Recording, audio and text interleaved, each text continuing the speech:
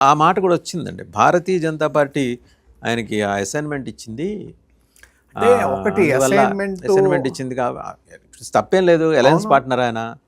వాళ్ళు సంకీర్ణ భాగస్వామ్య పక్షాలు పరస్పరం అవసరాల కోసం సహకరించుకుంటారు. అసైన్మెంట్ ఇచ్చిందని అనే వాళ్ళకి కూడా సమాధానం చెప్పచ్చు, ఏం పర్లేదు. అసైన్మెంట్ అనే కాదు, వాళ్ళ అండర్స్టాండింగ్ లో ఒక ప్రాంతీయ పార్టీ వచ్చి ఈ రోజు ఒక జాతీయవాదాన్ని వినిపించాలనే ఒక ప్రయత్నం చేసి, అది ఆ ప్రయత్నం గొప్ప ప్రయత్నం, అది దాన్ని హర్షించాలి. దానికి బీజేపీ చెప్పింది కాబట్టి చేస్తున్నాడు. బీజేపీ చెప్పకపోయినా ఆయన చేస్తాడు. అవును, ఒకటి పోనీ చెప్పింది కాబట్టి చేశాడు, అది తప్పులేదు. దాంట్లో కూడా ఎంచడానికి లేదంటున్నా. అవును, అదొకటి. ఇప్పుడు మీకు క్లియర్గా కొంత కనపడుతుంది కదా. ఇప్పుడు ద్రవిడవాదం చాలా స్ట్రాంగ్గా ఉన్న తమిళనాడులో ద్రవిడ విధానం ఉన్న పార్టీలు తప్ప వేరే పార్టీ రాదు అన్నారు. అసలు ఆ అవకాశమే లేదన్నారు. కానీ అవకాశం వచ్చింది విజయ రూపంలో అక్కడ.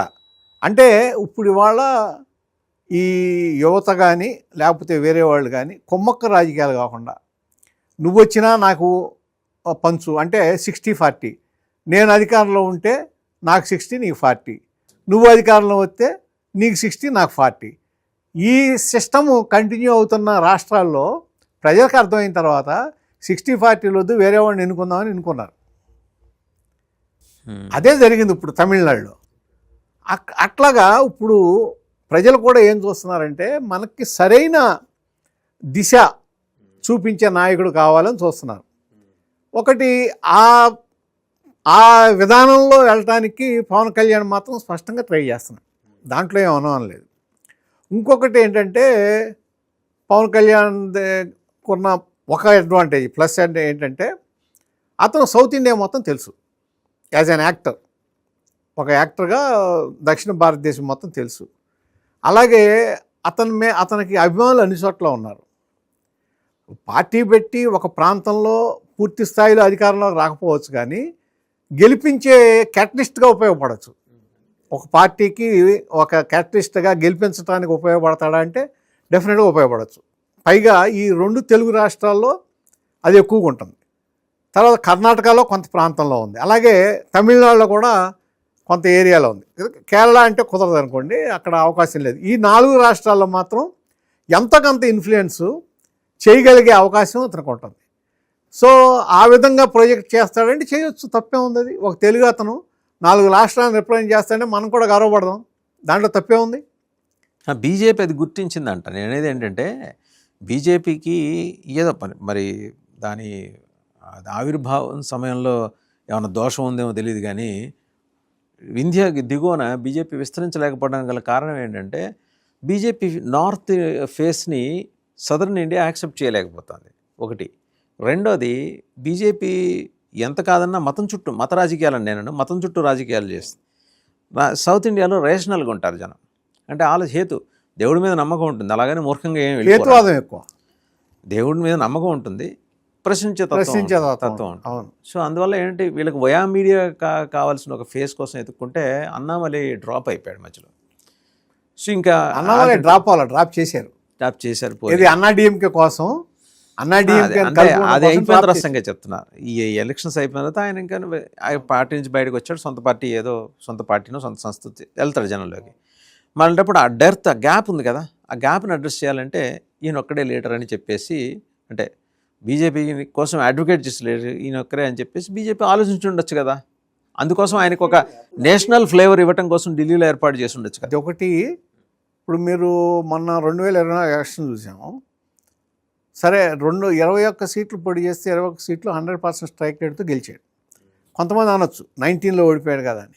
నేను ఇందాక అన్నాను కదా, ఆ క్యాటలిస్ట్ గెలవటానికి ఉపయోగపడే, మెజారిటీ రావడానికి ఉపయోగపడే ఆ ఓటింగ్ ఉంటుంది చూసారా, అది ఇవ్వగలడు డెఫినెట్గా. మీకు 30% 40% ఓటింగ్ ఉందా లేదా అంటే ఉండదు. అది అంతకుముందు లేదు. సరే తర్వాత సంపాదించుకుంటారా అది వేరే విషయం, కానీ గెలవటానికి ఉపయోగపడే మెజారిటీ మాత్రం ఇవ్వగలడు. అది తెలంగాణలో కూడా అవకాశం ఉంది.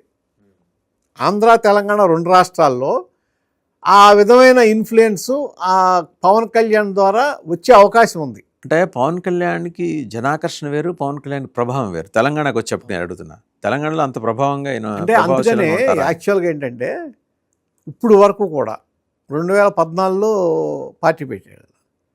ఇవాళ వరకు కూడా యాక్చువల్గా పార్టీ ఆర్గనైజేషనల్ దాని మీద పవన్ కళ్యాణ్ దృష్టి పెట్టాల. అసలు ఆర్గనైజేషన్ పెద్దగా లేనట్లు లెక్కే. ఇప్పుడు టీడీపీ చూసుకుంటే మీకు స్ట్రాంగ్ ఆర్గనైజర్ సార్ వాళ్ళు. Strong organization. ఎక్కడ చూసినా మీకు ఒక వ్యవస్థ ఉంటుంది. అలాగే ఏదన్నా మీకు ఇన్ఫర్మేషన్ కావాలంటే నాయకులకి ఇవ్వటం కోసం అక్కడ మీకు నాలెడ్జ్ సెంటర్ ఉంటుంది. నాలెడ్జ్ సెంటర్లో ఒక హెడ్ ఉంటాడు, పనిచేస్తుంటుంది, ఒక వ్యవస్థ పనిచేస్తుంటుంది. తర్వాత దాని ద్వారా ఏం చేయాలి అనేది ఒక డైరెక్షన్ వస్తుంది. ఆ డైరెక్షన్ ప్రకారం మాట్లాడేవాళ్ళు మాట్లాడతారు.